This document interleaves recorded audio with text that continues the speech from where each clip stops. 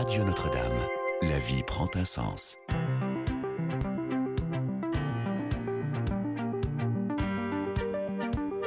En quête de sens, Ariane Lecoeur. Ce dimanche, le 16 octobre, aura lieu la 7e manifestation nationale organisée par le collectif La Manif pour tous. Un collectif qui a vu le jour en septembre 2012 pour s'opposer à la loi Taubira. Le mariage entre deux personnes de même sexe est légal depuis le 17 mai 2013. Pour autant, la Manif pour tous continue sa mobilisation. Presque 4 ans après, quels sont les nouveaux enjeux de cette manif ? Quels sont les motifs immédiats urgents de relancer la mobilisation ? Comment remettre utilement les sujets sur la famille dans le débat public à quelques mois des élections ? Depuis l'annonce de cette nouvelle manif, beaucoup d'entre vous hésitent et s'interrogent. Est-ce encore le moment ? À quoi bon puisque la loi est passée ? Quels sont les soutiens politiques et religieux de cette manifestation ? Il faudra se le demander au cours de cette émission également. Et est-il encore finalement utile d'aller battre une nouvelle fois les pavés parisiens dimanche ? Voilà toutes les questions qui se posent aujourd'hui dans notre émission En quête de sens et qu'on va poser avec Ludovine de la Rochère, évidemment. Bonjour Ludovine, Bonjour. Vous êtes la présidente du collectif La Manif pour tous. 4 ans et vous ne lâchez toujours pas. Vous appelez les Français à ressortir une nouvelle fois les baskets pour aller battre le pavé dimanche. Quelques kilomètres à pied après, les souliers ne sont toujours pas usés, Ludovine ? Non, absolument. Ils sont d'autant moins usés que pendant 2 ans, nous n'avons pas appelé à manifester depuis octobre 2014. Or, compte tenu de la reprise des offensives de François Hollande à l'encontre de la filiation, du respect supérieur de l'enfant, du respect de l'intérêt supérieur de l'enfant, et d'une manière plus générale de la famille, eh bien, il y a urgence. Il est essentiel de s'opposer, d'exprimer notre opposition ferme à nouveau à cette déconstruction qui est en cours. On va en parler tranquillement tout au long de cette heure. On a également des auditeurs qui peuvent nous appeler. N'hésitez pas à poser vos questions. Peut-être que vous posez des questions encore sur venu ou pas dimanche. Peut-être que vous savez déjà que vous venez. Peut-être que vous ne savez pas encore, que vous avez un déjeuner prévu et que vous n'avez encore rien annulé.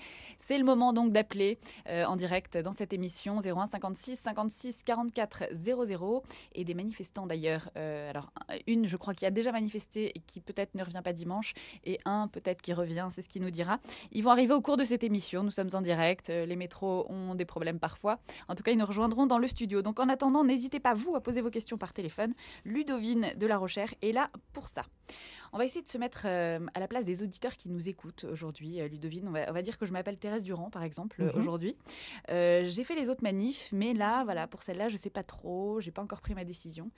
J'ai d'ailleurs quelque chose de prévu dimanche. Donc vous avez 52 minutes pour me convaincre de changer mes plans et de retirer ma flemme, un peu pour venir dimanche.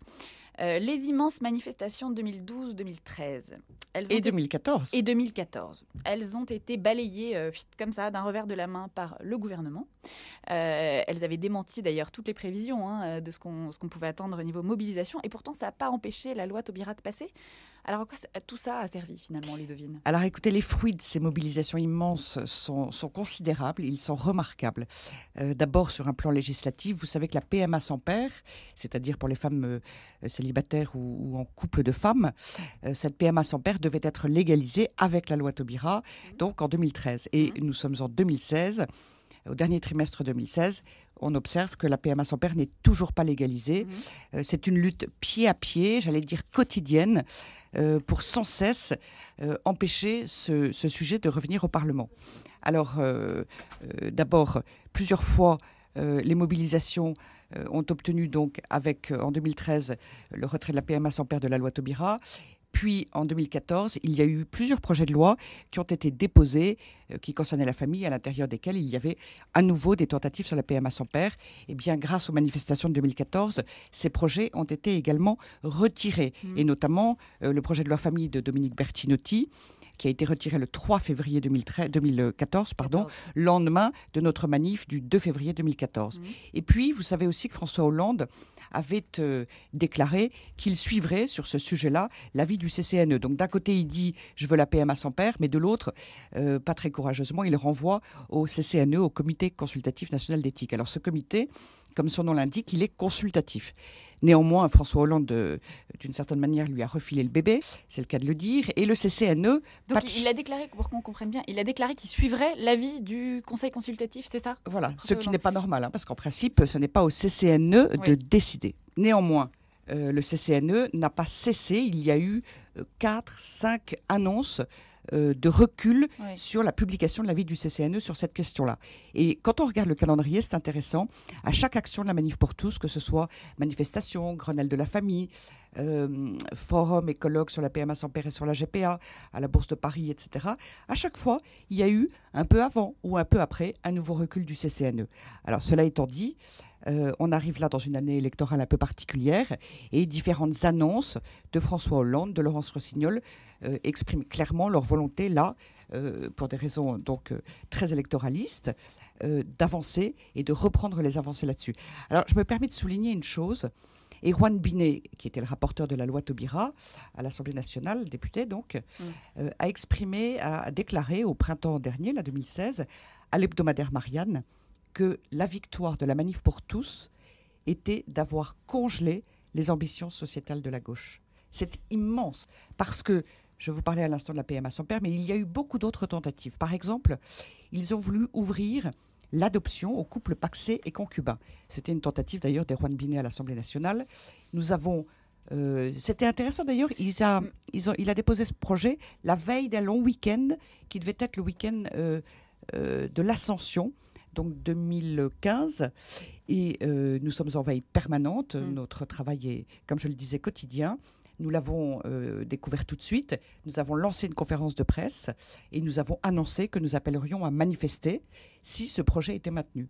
Et le gouvernement, enfin Laurence Rossignol, la ministre, comme on dit maintenant, des familles, a fait retirer ce projet d'Erwan Binet d'ouvrir l'adoption aux couples pacsés et concubins. Également. Là, on est déjà donc dans le fond du sujet. Visiblement, les enjeux ont un petit peu changé, c'est ce que vous essayez de nous dire. Et ce qu'il faut qu'on essaie de faire au cours de cette émission, quand même, c'est de répondre aux interrogations qui se posent à ceux qui ont déjà manifesté, donc qui étaient déjà un petit peu en accord avec vous, et là qui se disent est-ce que ça passe encore ? Alors Thomas, entre-temps, nous a rejoint dans le studio. Il a manifesté déjà plusieurs fois. Bonjour. Bonjour Thomas. Merci d'avoir couru et d'être arrivé à temps, pile poil. Pardon pour le petit retard. Donc vous avez déjà manifesté, et là, qu'est-ce qui se passe ? Vous allez venir dimanche, vous ne savez pas ? Bien sûr. Bien sûr. Bien sûr. Très bien. Alors, pourquoi vous allez venir cette fois ? Est-ce que ça a changé ? Est-ce que c'est plus important ? Qu'est-ce qui a changé pour vous par rapport à vos autres manifestations, vos autres décisions de manifester ? Je pense que le grand mérite de la Manif pour tous, c'est que ça a suscité une prise de conscience sociétale, pour reprendre un mot cher à la gauche. Je crois que les gens qui sont venus manifester se sont rendus compte qu'ils manifestaient pour quelque chose qui les dépassait, qui dépassait d'une certaine façon les enjeux politiques, qui dépassait en définitive leur propre vie. Et je crois que finalement, la question du mariage est assez... elle est toujours d'actualité pour vous. En fait, elle est la conséquence de quelque chose de beaucoup plus profond, qui est une vaste transformation de la société humaine qui est menée par la gauche, de façon consciente ou inconsciente. Et je crois que ce qui s'est passé, c'est que beaucoup de monde, à l'occasion de ce débat sur le mariage pour tous, s'est aperçu qu'en fait, la question était beaucoup plus vaste, était beaucoup plus profonde, et c'était une question sur quelle société et même quelle humanité voulons-nous. Pour vous, c'est ça, c'est une question anthropologique alors. Mais c'est clair, et je pense que si le mouvement dure, c'est parce qu'il y a quelque chose d'extrêmement profond. Je pense que évidemment la qualité de l'événement et du militantisme est très importante. Mais je pense que s'il n'y avait pas une question extrêmement profonde qui dépasse justement les questions politiques et même les questions de la présidentielle, tout ça est annexe. Là, on est sur un débat qui est vraiment finalement quelle vision de l'homme avons-nous. Donc et ça c'est quand même le grand mérite de la Manif pour tous. Et donc ça, c'est un engagement sur la durée, c'est ça que vous voulez dire, c'est-à-dire qu'il faut y aller à chaque fois quoi qu'il arrive, parce que c'est la même chose qu'on défend à chaque fois. Mais bien sûr, c'est exactement la même chose que nous. Qu'est-ce que nous défendons? Qu'est-ce que moi j'ai l'impression de défendre? C'est tout simplement de m'insurger contre cette société totalement matérialiste qui assimile l'humain à de la matière et donc de la marchandise. Et donc, au-delà du mariage pour tous, de la GPA, de la PMA, qui sont les conséquences logiques de cette marchandisation, de cette matérialisation, moi je suis là pour défendre une autre conception de l'homme, de la vie, de l'humanité. Et c'est vrai, pour remettre d'une certaine façon du sacré. C'est-à-dire qu'il y a des choses auxquelles on ne peut pas toucher parce qu'on atteint la dignité de l'homme. Alors, c'est aussi pour ça que c'est très important et de continuer, parce qu'on porte une autre vision de la société qui s'oppose à la vision libérale libertaire à laquelle une grande partie de la droite a souscrit depuis bien longtemps. Et c'est aussi pour ça qu'on a une grande place et un grand rôle à jouer dans le débat politique pour réorganiser l'échiquier politique en fonction de ce débat de société que nous animons, que nous portons. Thomas, le gouvernement n'écoute pas ce que vous dites. Le gouvernement n'écoute pas ce que les manifestants disent depuis toutes ces années. Comment leur redire une autre fois? Comment est-ce que c'est utile? Est-ce que c'est pas trop tard? Ludovine, peut-être que vous avez envie de réagir par rapport déjà à ce qu'a dit Thomas. Oui, alors d'abord Thomas, je suis immensément d'accord avec vous, bien entendu, et nous sommes là pour ça, parce que s'opposent en fait deux visions différentes de l'homme.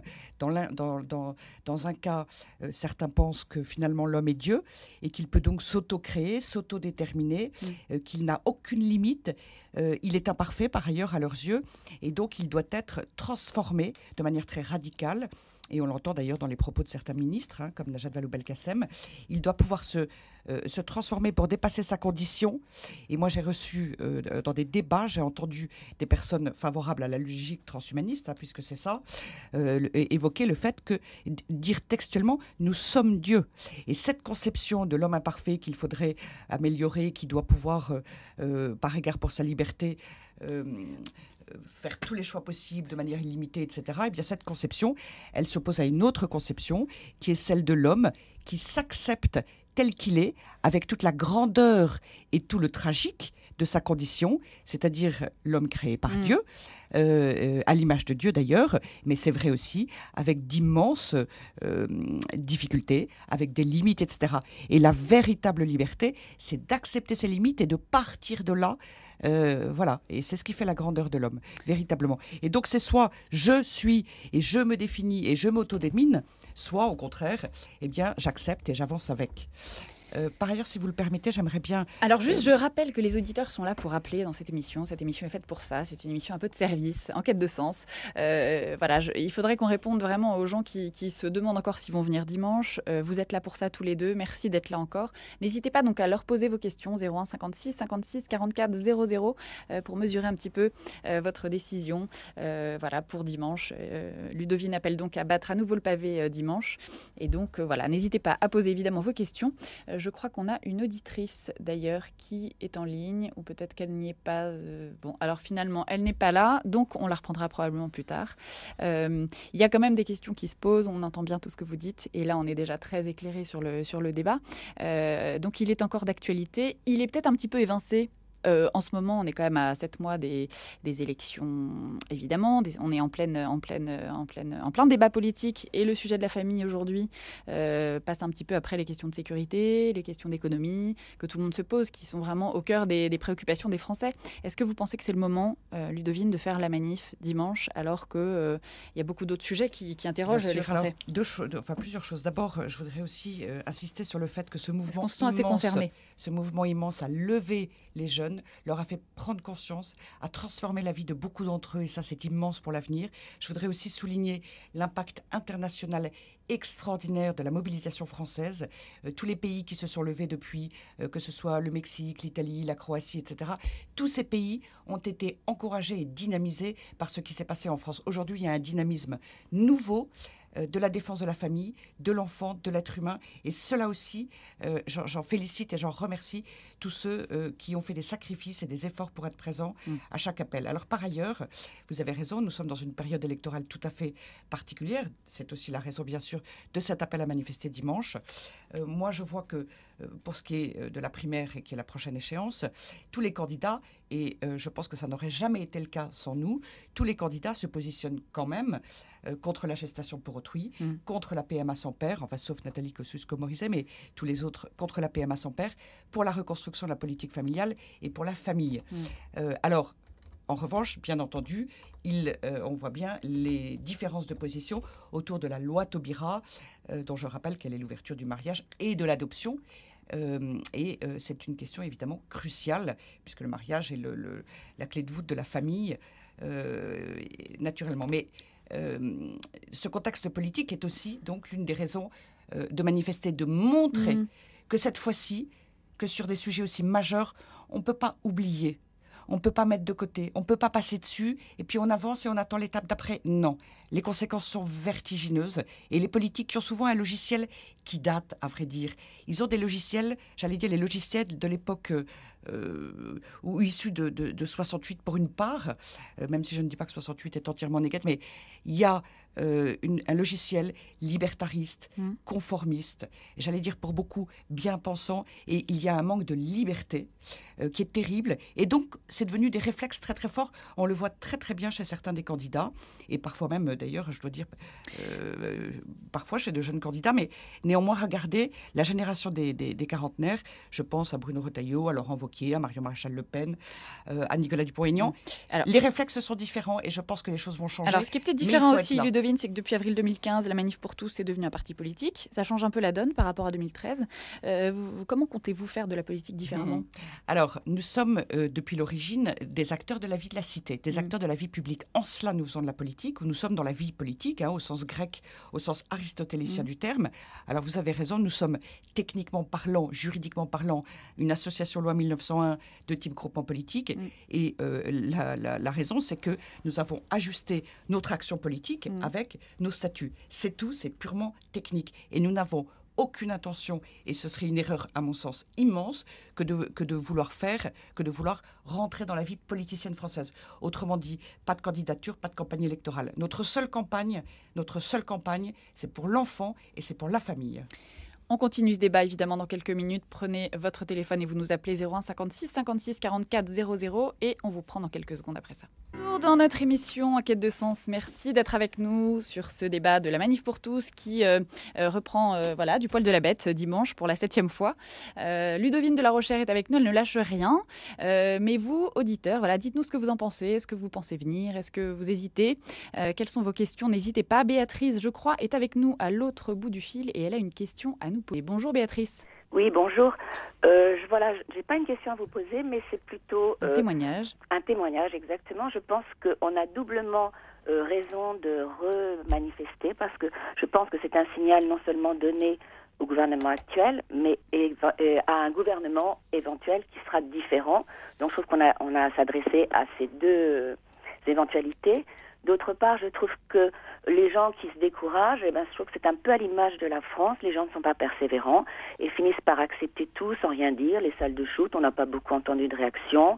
Et puis tout ce qui déstructure la France depuis quelques années. Et je pense que c'est là montrer qu'on est déterminé, parce que sinon, c'est un peuple qui quelque part se laisse mener et qui ne prend pas les choses en main. Et ça, c'est très dommage, je trouve. Béatrice, on dit souvent, on était prévenu, la foule est sentimentale aussi, Alain Souchon le disait déjà. Peut-être qu'elle a eu un espèce d'élan au début en allant manifester parce qu'elle croyait à quelque chose, et puis que là, cette fois-ci, au bout de 7 fois, ça devient compliqué. C'est-à-dire qu'à ce moment-là, elle ne croit pas vraiment, parce que lorsqu'on est vraiment motivé, qu'on croit à quelque chose, on va jusqu'au bout. Je devine de la recherche. Je vais vous dire une chose. Moi, j'entends depuis octobre 2012, nous avons fondé le mouvement en octobre 2012. Depuis octobre 2012, les médias nous disent, ou un certain nombre de médias nous disent, avant les manifs, de toute façon, c'est fini, vous êtes morts. Et puis après les manifs, de toute façon, c'était la dernière. Et je l'entends à chaque événement de la Manif pour tous. Je me souviens même du Monde qui avait titré au printemps 2013 sur la Manif pour tous, morte et enterrée. Alors, il y en a beaucoup qui souhaiteraient en effet notre disparition, qui espèrent qu'on va enfin se taire, mais nous ne nous tairons pas. Et je rejoins absolument Béatrice, la persévérance. On ne peut pas... Malgré l'usure quand même, peut-être qu'il a des talons. On n'a pas appelé à manifester depuis 2 ans. On a organisé beaucoup d'autres meetings et grandes actions. Nous n'avons pas appelé à manifester depuis 2 ans. Parce que nous considérions qu'en effet, il fallait peut-être un temps de pause et qu'il ne faut pas rentrer dans la lassitude.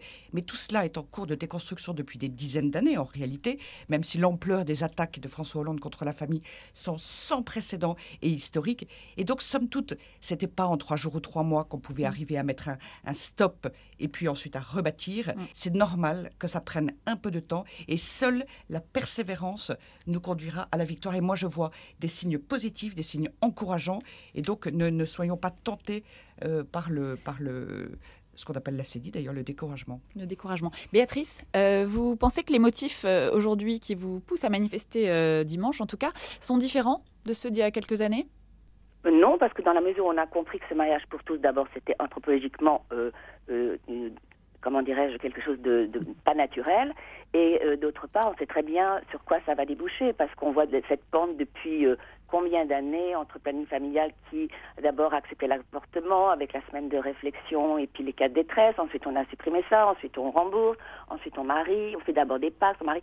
Il y a une espèce de cheminement qui lentement nous amène vers cette espèce de déstructuration, et je pense que bien sûr qu'il ne faut pas lâcher et qu'il faut être persévérant et surtout de ne pas écouter les journaux, parce que bien sûr ils vont nous dire que ça ne va pas marcher, c'est évident, ils font le jeu du politique. Thomas a envie de réagir sur vos propos, Béatrice.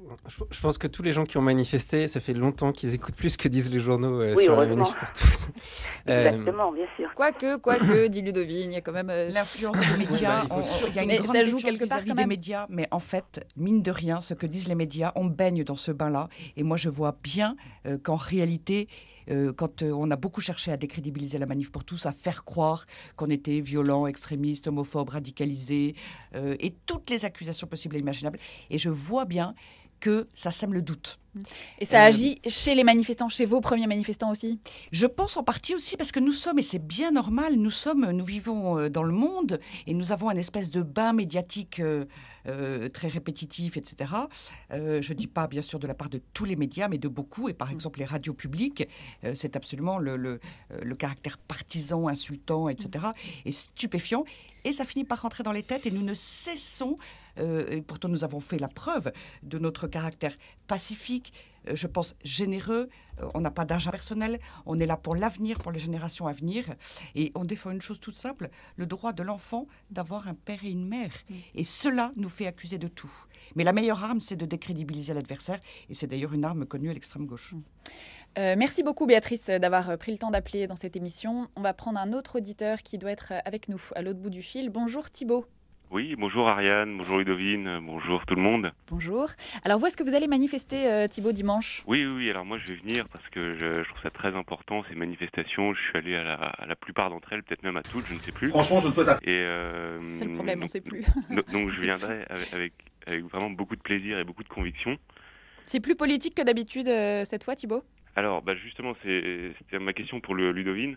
C'est que donc, les manifestations, ça a permis une prise de conscience sur ces sujets par l'ensemble de la population.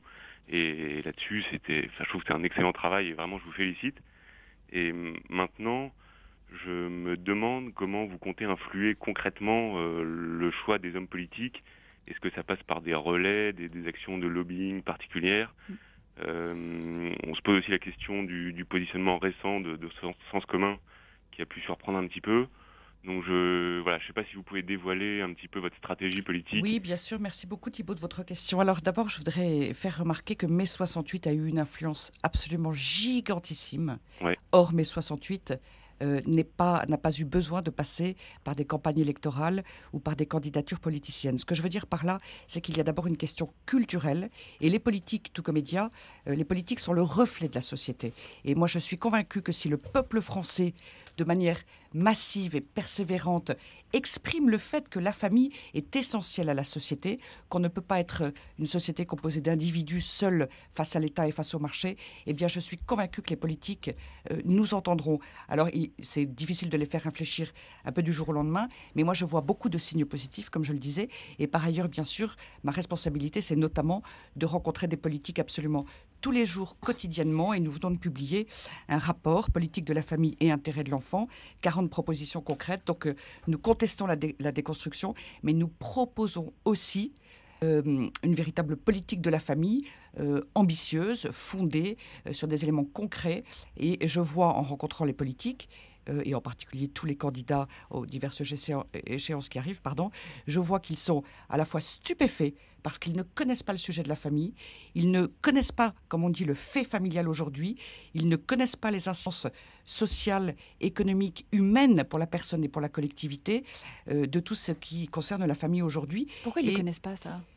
Parce que la famille, jusqu'à présent, on n'en parlait pas. D'abord, la famille, ça fait un peu dans leur tête, je dis bien, passéiste, ringard, il y a un petit côté Vichy, et puis il y a aussi les difficultés familiales personnelles, c'est un sujet intime. Donc en fait, ce qu'on a fait, c'est que jusqu'à présent, on s'en est tenu à un sujet qui n'était pas polémique, qui était la politique familiale telle que conçue en 1945, qui est strictement fiscale et allocative. Alors là, quand c'est pour parler technique, ils sont très à l'aise. Dès qu'on rentre dans les sujets humains, et il est vrai des sujets complexe, il faut l'admettre et c'est tout à fait juste, eh bien alors là, c'est courage, fuyons pour beaucoup d'entre eux. Mais le sujet est tellement important, comme le disait tout à l'heure Thomas, tellement humain, qu'ils ne vont plus, et déjà, ils sont obligés de répondre sans cesse à tous leurs meetings, à toutes les occasions. Ils ont à répondre de cette question-là, et c'est cela qu'il faut arriver à pousser et à développer. Puis il y a bien sûr bien d'autres actions encore, mais la manif de dimanche va être essentielle. Si nous sommes c'est peut-être la plus importante, et tout ce que nous sommes levés en 2012-2013, c'est pas pour rester assis en 2016-2017, ou alors c'était pas la peine de bouger. C'est la dernière énergie en fait qu'il faut avoir. Je dis pas que c'est la dernière énergie, je dis que ce sera une étape très importante. Si nous sommes immensément nombreux, je suis convaincue que cela changerait la donne. Et je peux vous dire que nos adversaires sont extrêmement inquiets. Ils vous attendent. Extrêmement inquiets. Ils ont sorti un sondage de la LGBT, des émissions sur la GPA à la télévision. Laurence Rossignol nous accusant de mille et une choses. On voit bien leur inquiétude. Il y a un véritable déroulé stratégique contre nous. Et je vois bien aussi, donc ça c'est plutôt une certaine gauche, c'est pas toute la gauche, une certaine gauche ou certains lobbies très idéologues. Et je vois bien de l'autre côté qu'on observe et qu'on attend de voir. Merci beaucoup Ludovine. Thibault, j'espère que ça répond à votre question. Oui, tout à fait, c'est intéressant cette je ne vous ai pas répondu, sur Sens commun. Sens commun, Sens commun est à l'intérieur du parti politique des Républicains, oui. Donc ils ont décidé de soutenir l'un des candidats, et j'allais dire, c'est ce qui se fait dans un parti politique. En l'occurrence, la Manif pour tous se situe très différemment. Se situe tout à fait différemment. Et comme je le disais, nous faisons campagne pour la famille et il n'est pas question de se laisser enfermer dans une candidature ou une campagne électorale. D'ailleurs, la famille n'est ni de droite ni de gauche. Oui, bien sûr. Vous voulez pas beaucoup plus large. Vous voulez pas quand même... Attends, je vais la reformuler autrement. Qui vous voulez plus bouger quand même un petit peu à travers cette manif ? Plutôt la droite ou plutôt la gauche ? Rien du tout ? Tous, la manif pour tous s'adresse à tous. Elle s'adresse à tous, tous peuvent la rejoindre puisque, encore une fois... Autant la droite que la gauche, nous avons bien entendu. Encore une fois, le mariage, c'est pour fonder une famille. C'est d'ailleurs ce qui est décrit dans le Code civil et les contradictions clairement ne les gênent pas. Mais enfin, c'est le sens du mariage et j'allais dire de manière universelle dans toutes les sociétés et depuis la plus haute antiquité. Le fait que l'enfant ait besoin d'un père et d'une mère, ne serait-ce que pour venir au monde, est extrêmement important. Donc tous peuvent nous rejoindre de toute philosophie et sensibilité. Et bien entendu, et c'est pour cela que nous ne rentrerons pas en campagne pour telle ou telle candidature, il n'en est pas question. Nous nous adressons à tous les élus, tous les partis, tous les politiques et nous les appelons à la responsabilité et à la cohérence. Thomas. Oui, peut-être sur les pour rebondir sur ce que disait Ludovine, je pense en effet que cette manif est peut-être la plus importante, celle qui vient là. Parce que ce qui s'est passé en 2013, c'est que ça a été une manifestation absolument surprise. Et en fait, ça a été un point de départ pour moi. Les manifs pour tous qu'on a connus, etc., sont un commencement. Elles sont un commencement parce qu'elles sont sorties des profondeurs de la France, alors que personne ne les attendait. Elles ont fait émerger des questions qui n'étaient pas des questions de société qui étaient traitées Et en fait, tout ce pourquoi nous avons tous manifesté si nombreux en 2013 et les dernières manifestations, tout ça, et maintenant nous l'avons mis sur la table. Oui. Donc c'est maintenant qu'il faut enfoncer le clou. Oui. C'est parce qu'on a fait émerger ces sujets, ça a été un point de départ. C'est pour moi, c'est le début d'un vaste cheminement, une sorte de retournement qui s'opère depuis, en gros, mai 68. Il y a eu une tendance. La Manif pour tous marque la fin de cette tendance et le grand retournement. Et c'est maintenant qu'il faut enfoncer le clou, parce que c'est maintenant que ça va commencer, vraiment. Et donc, on n'était pas là parce qu'on nous a chatouillés et que c'était épidermique et qu'on n'était pas content. On est là pour porter un message beaucoup plus profond qui s'inscrit dans la durée. Et je le disais en début d'émission, qui s'inscrit même au-delà du cadre de nos propres vies. Donc, oui, je finis juste quelque chose que je voulais dire, c'est que pour moi, cette manifestation de dimanche, c'est l'occasion de transformer l'essai. Voilà, je m'adresse aux rugbyman et à tous ceux, mais c'est l'occasion de transformer l'essai. On a l'occasion de concrétiser et de vraiment faire gagner nos idées qu'on a d'abord commencé par faire émerger, qu'on a posé sur la table, sur le débat public, et maintenant c'est le moment de les faire avancer, de les faire progresser. Le terrain est propice, le terrain est là. Oui, mais le progrès, Thomas, est-ce que c'est pas le progrès en politique en tout cas? Est-ce que ça se mesure pas à la capacité plutôt à relier les personnes en veillant à ne pas exclure, afin de bâtir une société confiante?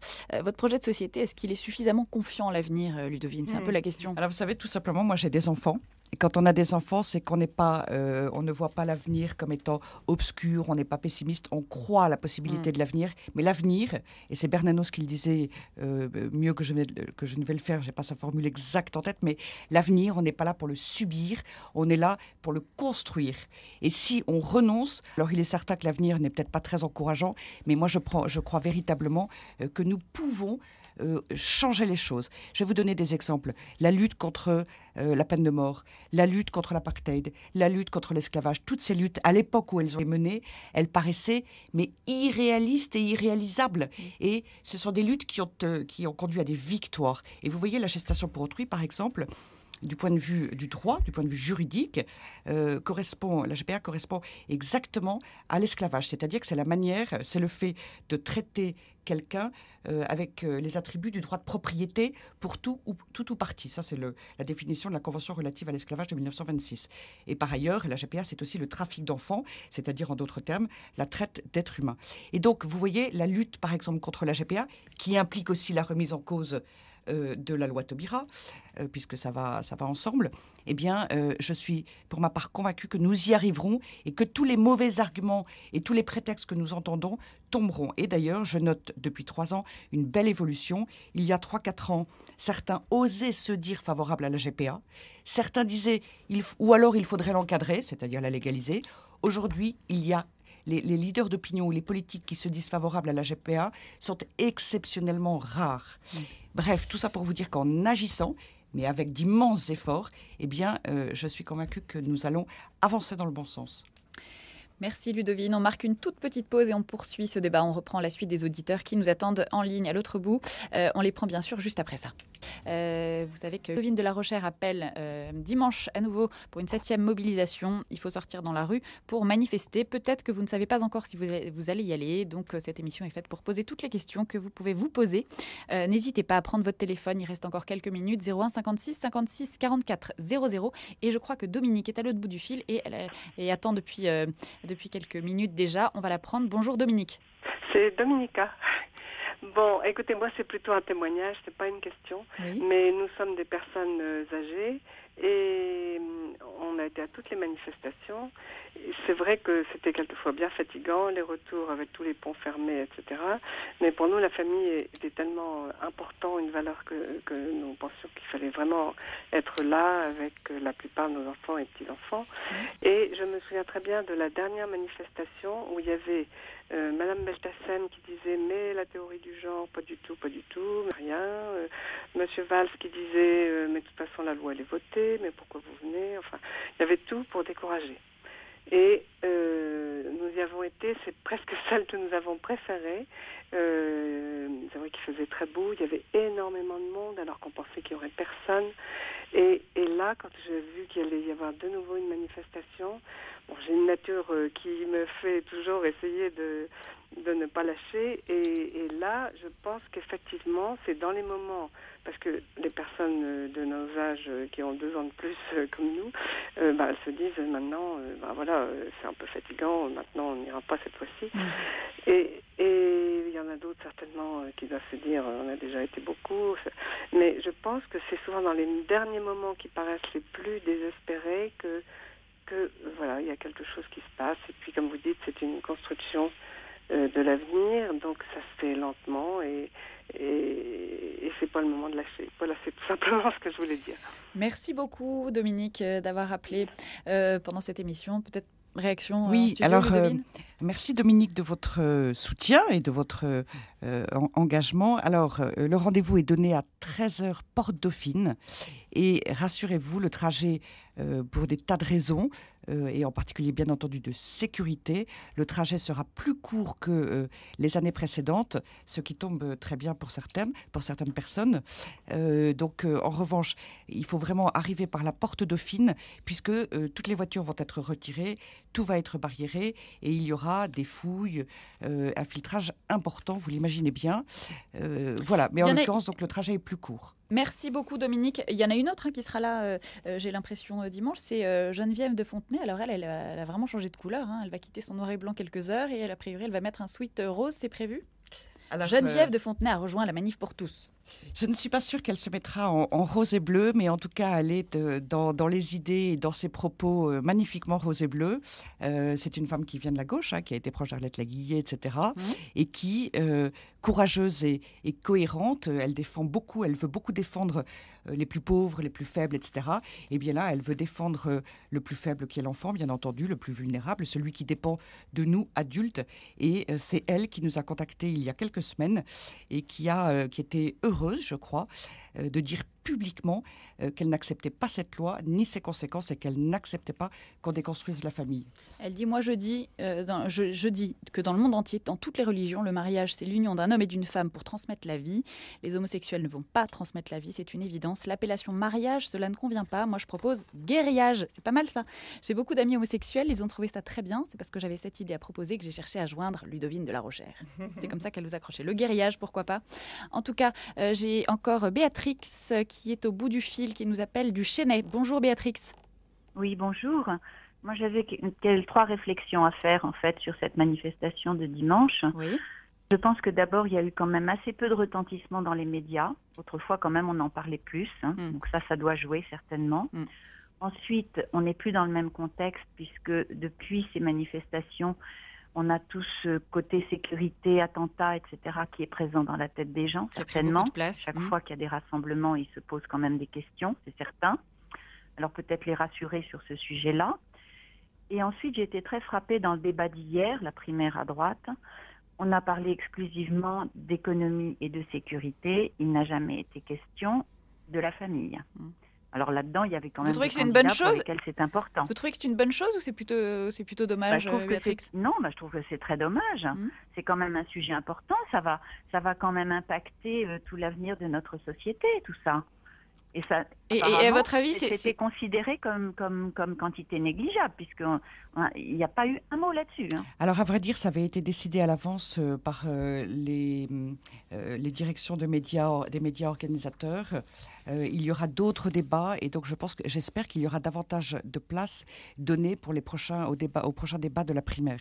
Et c'est vrai que là, le sujet a été évoqué, mais de manière seulement annexe, ce qui est très regrettable, puisqu'évidemment, la finalité de la politique, c'est l'homme, et que même l'économie, la fiscalité, etc., les questions de défense, les questions, tout cela nous ramène, tout cela a pour finalité l'homme, et c'est ce qui est parfois oublié. On en reste à des domaines très techniques. Et par ailleurs, quand on parle des questions et des soucis liés à l'islamisme, liés à la mondialisation, etc., eh bien, encore une fois, la famille, elle transmet des valeurs. La famille, elle est constructive de notre identité personnelle et collective, et donc elle est très étroitement liée à ces questions. Et par ailleurs, celui qui n'a pas de famille, ou qui est un individu, comme certains le veulent, hors sol, sans lien, sans connexion, etc., eh bien, c'est un individu hautement manipulable. Voilà. Et puis j'ajoute que d'ailleurs, sans éducation d'abord donnée en famille, il n'y a pas d'instruction possible à l'école et on le voit très très bien. En France, la famille va mal et on voit bien toutes les difficultés de l'éducation nationale. Donc ils n'ont pas, c'est vrai, encore fait forcément ce lien, encore compris, ou ils n'acceptent pas encore, ils ont peur, ils n'acceptent pas encore d'assumer que la famille est au cœur, est absolument essentielle. C'est plus un enjeu électoral suffisant, peut-être. Ça ne l'était pas, mais je pense que c'est en train de le devenir et à nous non seulement, comme le disait Thomas, le sujet est sur la table, mais de remettre en valeur sans cesse ce sujet. Les médias parlent beaucoup de la manif pour tous en ce moment. Enfin, moi, je vais d'un média à un autre là depuis un certain temps. C'est vrai, vous êtes assez invité, vous êtes relativement sollicité par les autres médias, les télés, les radios. Écoutez, oui, là j'arrive d'ITélé, après je pars à RMC pour l'émission des Grandes Gueules. Vous voyez, Geneviève de Fontenay, l'information a circulé très vite. Hier, nous avons fait une conférence de presse. Alors, c'est vrai que c'est pas forcément TF1, France 2, France 3, encore qu'on répond de temps en temps à des interviews pour le 20h, mais on n'est pas sur les plateaux qui sont en effet les plateaux qui rassemblent des millions de Français. Mais autrement, je trouve que les médias sont professionnels et viennent vers nous ou répondent à nos informations. Merci beaucoup Béatrix d'avoir témoigné pendant cette émission. Il nous reste quelques minutes. Petite question. Thomas a quelque chose juste à ajouter. Moi je pense qu'il y aura beaucoup de monde dimanche, parce que je peux vous dire qu'autour de moi, je sens qu'il y a une énergie, une motivation. Tous les gens qui nous appellent, en tout cas depuis le début de cette émission, vont dans ce sens-là. Hier soir encore, les gens disaient oui, je sais pas, mais je pense qu'on va quand même y aller. Les gens sentent que c'est important pour marquer le coup, pour finalement, encore une fois, transformer l'essai de tout ce qu'ils ont fait et pour pas que tout ça passe à la trappe, passe au pelle, pour marquer et pour que vraiment ça soit le début d'une nouvelle ère. Les médias, oui, c'est vrai qu'ils en parlent peu, ou alors quand ils en parlent, c'est souvent de façon très péjorative. Et à la limite, pour moi et pour pas mal d'entre nous, ils reprochent un peu les clichés de la manif pour tous. C'est presque devenu une incitation à manifester. Presque faire un baroud d'honneur à tous ces médias dominants qui nous donnent mort à chaque fois, avant même que la manifestation ait commencé.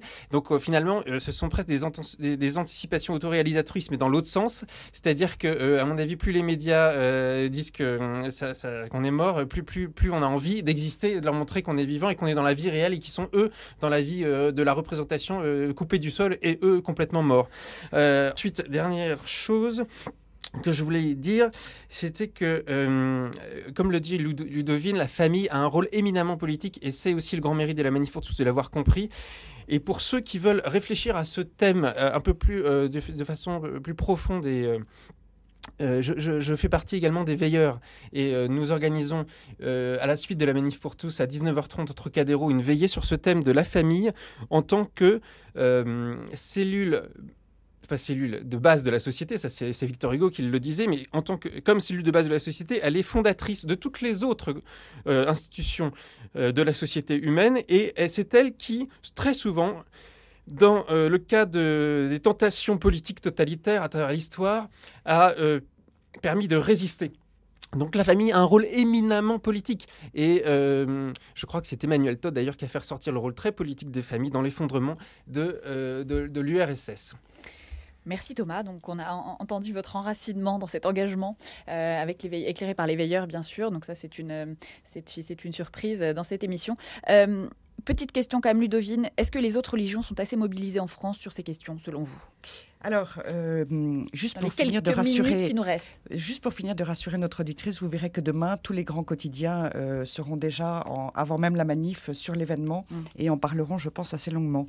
Alors, l'ensemble des religions sont absolument opposés au mariage de deux hommes ou de deux femmes et au non-respect de le grand rabbin de France s'était prononcé Gilles Bernheim, tout à fait. Alors après, ce qui est un tout petit peu plus compliqué, les évangéliques sont très mobilisés, un certain nombre de musulmans, etc. Est-ce que c'est pas j'allais dire après aussi de personnes qui sont absolument athées ou agnostiques et qui sont tout simplement objectifs et qui regardent la réalité humaine. Alors après, par exemple, du côté de l'islam, ce qui est un petit peu compliqué, c'est qu'à côté de ça, pour eux, le mariage peut être polygame. Donc vous voyez, il y a beaucoup en commun, et puis il y a des différences bien réelles qu'il ne faut pas nier. En tout cas, je dirais quand même que sur ce combat, de différentes religions ou sans religion. Et nous avons par exemple des universitaires et par exemple aussi des volontaires qui ne sont pas croyants et qui pour autant sont très engagés dans ce combat-là. Pour rebondir, moi je pense qu'il ne faut pas être croyant pour avoir le sens du sacré. Et d'ailleurs, je vous invite à lire le dernier article de Régis Debray dans la Revue des Deux Mondes, qui est une éloge du sacré face aux valeurs molles de la République, je le cite. Donc, tous ceux qui ont le sens du sacré, et ça implique les religions, mais également tout homme, parce que je pense qu'il y a une dimension sacrée dans l'homme, eh bien, tous ceux qui ont le sens du sacré, contre cette vision vile et matérialiste et hyper réductrice de l'homme, doivent s'insurger pour dire que l'homme est plus grand que tout ça. Alors, il y a quand même une autre chose, d'ailleurs, c'est que, en fait, quand on dit le mouvement de la Manif pour tous est catholique, en réalité, c'est une forme d'insulte dans les propos de d'un certain nombre de journalistes. Et moi, je leur dis, attendez, n'oubliez pas que plus de 60 et presque 70% des Français se déclarent catholiques dans les sondages. Et donc, de toute façon, j'allais dire, logiquement, effectivement, dans le mouvement, il y a beaucoup de catholiques. Oui. Donc, ça ne vous embête pas d'être associé à cette image du catho avec son barbour et voilà. Avec son barbour, là, c'est autre chose. C'est une question d'ordre sociologique. Et moi, j'étais bien nous parlions bien d'une question de foi et de conception chrétienne de la société. Cela étant dit, dans l'autre sens, Claude Lévi-Strauss, le sociologue, disait il y a quelques années qu'en réalité, il y a à peu près, on recense environ 5000 sociétés sur la Terre, dans toutes les sociétés. Et en réalité, depuis toujours, le mariage, l'union, même si ce n'était pas défini tel que nous l'avons défini plus tard dans la chrétienté, etc., ça a toujours été l'union d'un homme et d'une femme. Juste pour terminer, parce qu'il nous reste quelques minutes, le Conseil permanent de l'épiscopat français publie une lettre aux habitants de notre pays, un document pour refonder un peu la politique qu'on a tous reçue ici à Radio Notre-Dame. C'est contre la sinistrose ambiante, dit le cardinal, comme si la France n'avait plus de ressources humaines pour garder l'espérance. Quelle espérance donnez-vous, et ce sera le mot de la fin, Ludovine de la Rochère, aujourd'hui? Eh bien, écoutez, face à l'ampleur des attaques sans précédent, c'est historique contre la famille, la Manif pour tous, justement, appelle à l'espérance et appelle les Français à se lever, à être debout. Alors d'ailleurs, c'est visiblement... Merci, c'est magnifique. La musique, ce sera l'hymne de dimanche, je crois. C'est la fin de cette émission. Merci de l'avoir suivi. Merci Thomas d'être venu. Vous avez un dernier mot peut-être à ajouter? Je dirais à tous ceux qui sont venus manifester déjà que si vous voulez voir triompher vos idées, venez manifester dimanche. Bon. Alors ceux qui ne vont pas manifester, peut-être qu'ils n'avaient pas prévu de manifester, peut-être qu'ils se sont décidés ou pas. En tout cas, on a essayé de répondre à toutes ces questions et de forme et de fond, il me semble, sur ce sujet manif que Ludovine remet sur le tapis encore une fois pour dimanche. Merci donc d'avoir suivi. Les centaines de bénévoles vous attendent, nous comptons sur vous. Merci Ludovine, on peut donc vous retrouver dimanche à 13h. Les informations, il y a beaucoup d'auditeurs visiblement qui demandent les informations de dimanche. Donc c'est dimanche, rendez-vous à 13h, Porte Dauphine. Et autrement, vous avez tout sur le site lamanifpourtous.fr. Ok, le rendez-vous est fixé. On espère donc avoir répondu au mieux à toutes ces interrogations. Merci de votre fidélité et excellente journée sur Radio Notre-Dame.